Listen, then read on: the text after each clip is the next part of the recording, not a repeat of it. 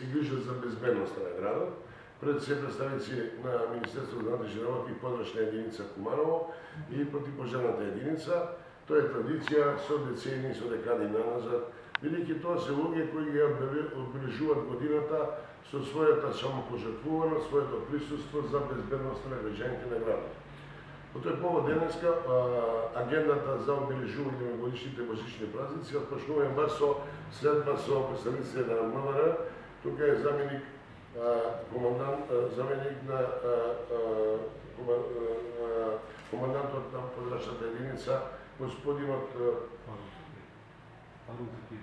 Фарун Зекири, заедно со прогласениот најдобар полицаец Марија Христовски и тука е исто така прогласен основна Дејан, командирот на противпожарната единица Орка Намети, најдобар пожарникар за 2016 година. Значи ми представува задоволство денеска да го примиме и да му врачиме една символично признание и награда во знак на сечавање за неговата извршена работа во 2016 година Марија Христовски.